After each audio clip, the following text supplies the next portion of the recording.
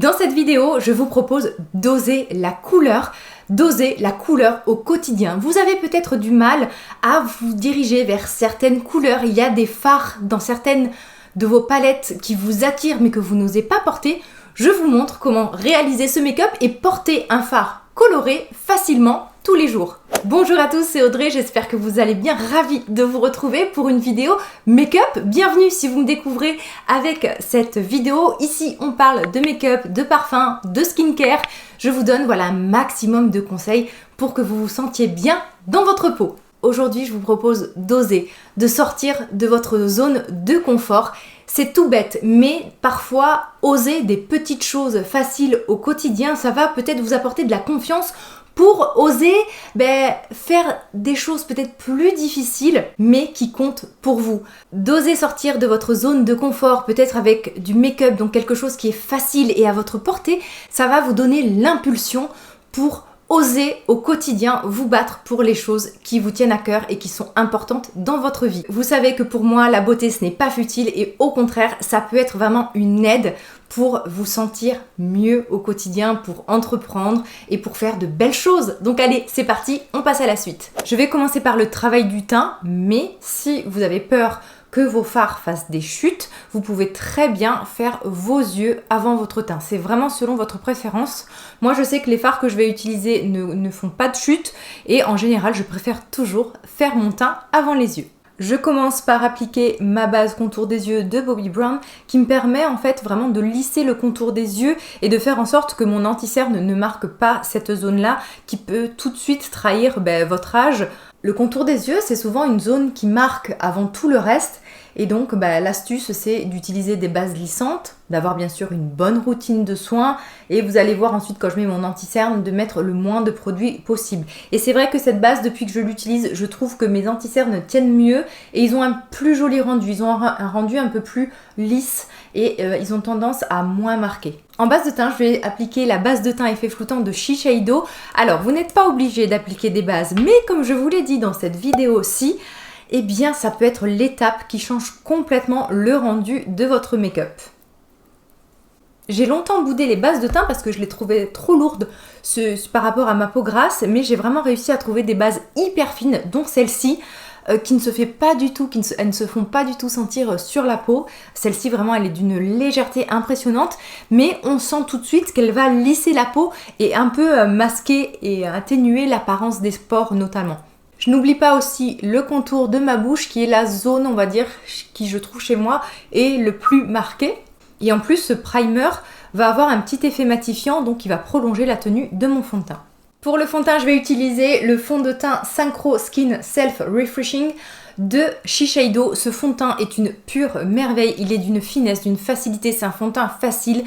Jamais j'ai de soucis avec ce fond de teint. Il est à la fois très lissant, très discret, très fin sur la peau, il vous fait vraiment une peau en bonne santé. C'est dommage que l'on n'en parle pas plus. Et pour les jours où justement vous avez envie d'oser la couleur, eh bien essayez de vous orienter vers des produits dont vous êtes sûr du rendu, ne vous lancez pas, déjà peut-être que vous allez sortir de votre zone de confort en utilisant de la couleur, et si en plus vous utilisez des produits dont vous n'êtes pas sûr du rendu, voilà, c'est un peu casse-gueule.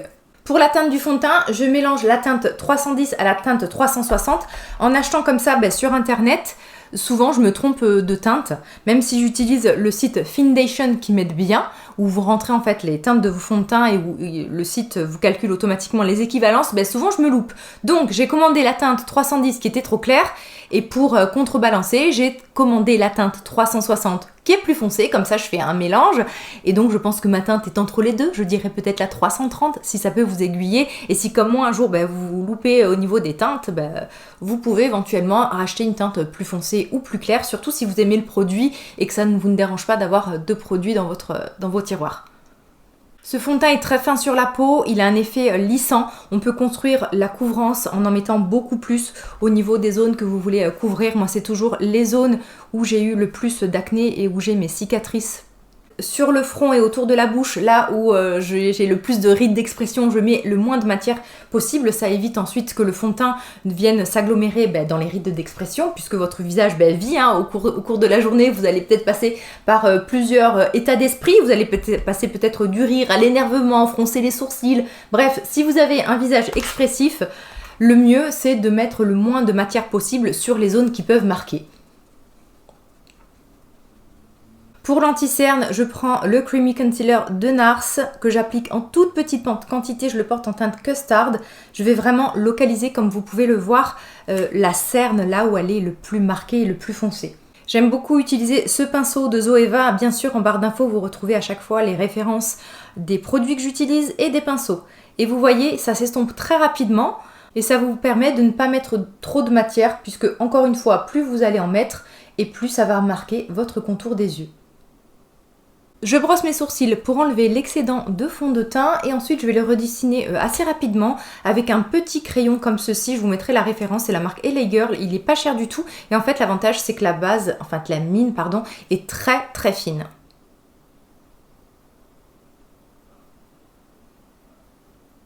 J'applique un peu de Prep and Prime de MAC pour préparer mes lèvres. C'est un produit qu'il faut appliquer quelques minutes avant d'appliquer son rouge à lèvres puisqu'il va légèrement se poser et devenir moins gras, se matifier. Il a un effet un peu lissant sur les lèvres, il va vous aider à avoir un rouge à lèvres qui tient plus longtemps. Donc bon, notamment si vous portez le masque, bon, même si ça transférera toujours, ça peut être le petit tips en plus. Et ça peut aussi vous aider, si vous avez commencé à avoir un peu des ridules autour des lèvres, à faire en sorte que votre rouge à lèvres file moins dans ces ridules. Vous m'avez vu attraper, ou pas, ma poudre Laura Mercier que je vais appliquer avec ma houppette. Pas du tout, avec mon Beauty Blender, c'est pas une houppette Audrey. J'aurais pu prendre une houppette, mais j'aime bien avec le Beauty Blender et je vais venir poudrer quasiment tout mon visage, puisque moi j'ai une peau grasse partout. Je vais juste éviter de poudrer mon contour des yeux, c'est à vous de voir si sur vous c'est plus joli ou pas de poudrer votre contour des yeux, quoi qu'il arrive. Si vous le poudrez, il existe des poudres spécifiques pour cette zone, mais surtout, allez-y avec le moins de matière possible. On passe au maquillage des yeux, on finira le teint tout à l'heure. J'applique ma base d'Urban Decay, un bon produit voilà, qui a plusieurs années, mais franchement qui fonctionne très très très bien. Vous pouvez ou pas zapper cette étape, moi je la trouve très intéressante lorsqu'on veut mettre le focus sur les yeux puisqu'elle va permettre d'intensifier la couleur des fards et permettre aussi que le maquillage tienne plus longtemps. Regardez-moi cette palette, quelle merveille! Et à l'intérieur, il y a vraiment des couleurs que je n'aurais, je pense, jamais osé porter. Et aujourd'hui, comme vous avez vu en début de vidéo, on va oser ce fard, mais qui paraît presque néon, mais vous allez voir lorsqu'on va l'appliquer sur la paupière, vous l'avez vu en début de vidéo, franchement, c'est un super beau fard. C'est ce que j'aime beaucoup dans la Utopia de chez NYX, c'est qu'on a des couleurs pétantes, mais je trouve qu'elles ont des tonalités et ensuite il y a des fards dans cette palette qui permettent à chaque fois de faire quelque chose de très très portable et pas trop flashy. Et vraiment il y a des harmonies de couleurs, je crois que c'est l'une des plus belles palettes que j'ai dans ma possession et je trouve que niveau qualitatif elle est au-dessus de tous les autres produits, par exemple à paupières, tous les autres fards à paupières de chez NYX et elle est vraiment digne d'une qualité d'une marque haut de gamme. Première étape avec un E35 de Sigma, je vais venir appliquer un fard beige couleur peau au niveau quasiment presque de toute ma paupière pour venir l'unifier et faciliter le travail d'estompage des fards. Si dans votre palette vous n'avez pas de fard de cette teinte là, vous pouvez même utiliser une poudre libre ou une poudre compacte légèrement beige. Avec un pinceau estompeur de chez MAC, le 217, je vais commencer en fait à faire ma transition avec une couleur de transition qui est en fait dans les teintes de marron. En fait, ensuite je vais mettre celui-ci et celui-ci. Donc là, hop, ça se fait assez vite parce que les fards se travaillent rapidement. Comme vous pouvez le voir, je travaille vraiment au-dessus du pli de ma paupière. Je redescends un peu sur ma paupière mobile. Je m'embête pas, avec un même pinceau, je viens appliquer un fard un peu plus foncé. Donc le deuxième de la rangée du bas ou du haut, ça dépend comment vous la prenez. Je viens intensifier en fait mon coin externe. Et je reviens un peu dans le creux de paupière. Je vais prendre ensuite un troisième fard, donc plus foncé. J'aurai le choix entre celui-ci, mais je pense qu'on verra peu de différence. On va vraiment faire beaucoup plus foncé, quitte à en mettre bien peu, avec ce fard beaucoup plus brun. J'intensifie le coin externe et vraiment bien mon ras de cils. Et ensuite, pour estomper, je reprends le même pinceau que tout à l'heure et si besoin, je rajoute un peu d'un des deux fards que j'ai utilisé. Et c'est là que ça devient intéressant. Donc vous avez vu, là on a un maquillage neutre totalement portable au quotidien. Vous auriez pu d'ailleurs vous arrêter là. Mais on va venir donc attraper ce fard. En plus, il y a une texture un peu crémeuse au doigt. Et on va venir tout simplement l'appliquer en petite quantité juste à ce niveau-là, au milieu de la paupière mobile. Avec un doigt propre, je viens un peu estomper. Ça me permet de pas trop mettre de matière et de faire un joli dégradé. Avec ce qui reste sur mon doigt, je passe un tout petit peu vers le coin externe, tout simplement pour dégrader mon fard, quoi. Je veux dire, c'est presque instinctif de travailler comme ça au doigt. Le tout, c'est que vraiment votre couleur soit focalisée au centre de la paupière et qu'on en voit très très peu sur le côté et en coin interne pour pas vous faire un gros bloc de couleur qui serait de trop. Ce que j'aime bien faire, c'est reprendre un peu de ma couleur neutre et de venir la mettre au niveau du coin externe pour être sûr que tout mon fard vert est bien estompé et surtout que le marron prenne presque le dessus sur le vert. Et ensuite, il m'en reste toujours un peu sur le doigt et pareil, je repasse un tout petit peu sur ma paupière. Je viens faire mon ras de paupière inférieure avec tout simplement un de mes fards neutres que j'ai appliqué tout à l'heure. On va appliquer du mascara, le Size Up de Sephora. Vous auriez pu bien sûr faire un trait de crayon ou un trait de liner, mais on a dit qu'on était sur un make-up portable et facile quand même au quotidien. Donc ça rallongerait déjà le temps de maquillage le matin et aussi ça chargerait peut-être les yeux. Donc je pense que de s'arrêter là avec ce qu'on a sur les yeux au niveau du travail des fards et du mascara, ça ira très bien. Je vais juste ensuite rajouter une petite étape supplémentaire lorsque je vais appliquer mon highlighter. En fait, je vais rajouter un petit point de lumière ensuite avec mon highlighter au niveau des yeux, mais on va le voir juste après. Il est très bien le mascara Size Up de Sephora. Franchement, il a il fait beaucoup de volume, il allonge assez bien, il se travaille facilement et bien sûr, il est waterproof, donc il tient toute la journée. Pour le bronzer, je prends la crème bronzante Éclat Soleil de NARS en teinte Laguna avec un pinceau It Cosmetics. J'adore ce bronzer crème parce qu'il a un rendu vraiment mat. On peut même l'appliquer une fois qu'on a mis de la poudre sur le visage et surtout il est ultra fondant et il se travaille très très vite.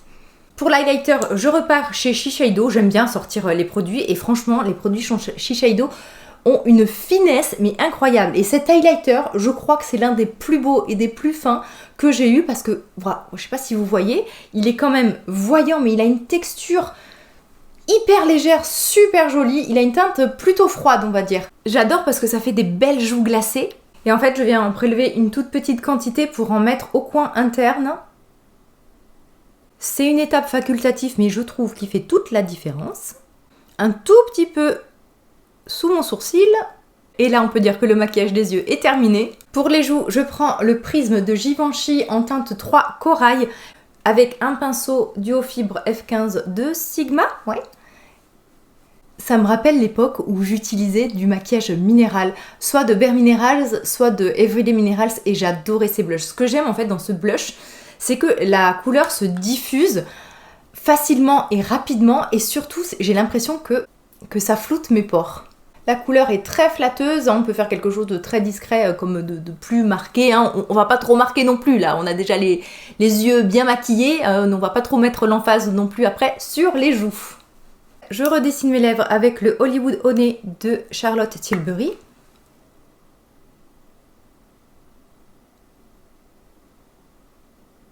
Je l'estompe un peu parce qu'il est plus foncé que mon rouge à lèvres.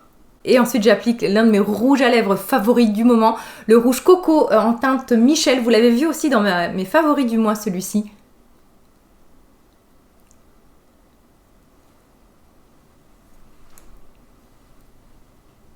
La couleur de ce rouge à lèvres est totalement raccord avec le fard à paupières, donc voilà, ça rend encore ce look beaucoup plus, je trouve, portable, neutre, mais tout en étant glamour et sophistiqué.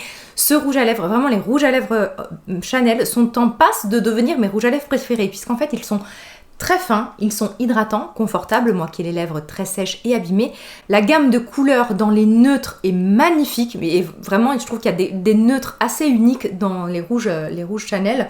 Ils ont ce côté hyper fin sur les lèvres, hyper confortable, et puis l'objet en lui-même, voilà, quand on fait sa petite retouche make-up, ben on est toute fière avec son petit rouge à lèvres Chanel, et c'est vrai que j'ai tendance ces derniers temps à acheter moins de make-up, mais mieux. En fait, je me focalise vers des produits un peu iconiques, incontournables, et je sais que ce rouge à lèvres là, je vais le garder mais pendant des années, et plutôt que d'avoir 10 rouges à lèvres entre guillemets cheap et à petit prix, j'aime bien voilà me faire plaisir avec ce genre d'objets qui sont aussi ensuite très très beaux visuellement et très classe aussi dans le quotidien. Même s'il traîne sur une table, même s'il traîne voilà sur votre coiffeuse, l'objet en lui-même est très très joli. Bon, ça c'est mon côté un peu monk et voilà qui ressort, que j'aime que tout soit joli, bien rangé. Bref, les rouges à lèvres coco, c'est des petites merveilles. Ce look est terminé, mais alors maintenant je vais vous proposer un petit défi et j'espère que vous allez le relever. Je vous mets au défi cette semaine ou dans les semaines à venir ou bien plus tard lorsque vous tomberez sur cette vidéo, d'oser vous faire un maquillage coloré, et si vous le souhaitez, vous pourrez me taguer, notamment si vous utilisez Instagram. Eh bien, n'hésitez pas à me taguer sous vos make-up colorés et je vous mets au défi d'utiliser par exemple ce fard qui vous fait rêver, que vous trouvez magnifique dans cette palette, mais que vous n'osez pas porter sur vos yeux. Il y a un proverbe qui dit, et qui est très juste, qui ose gagne. Mais c'est tellement juste, et je pourrais vous en faire une vidéo, moi tellement le souci dans ma vie souvent ça a été de ne pas oser.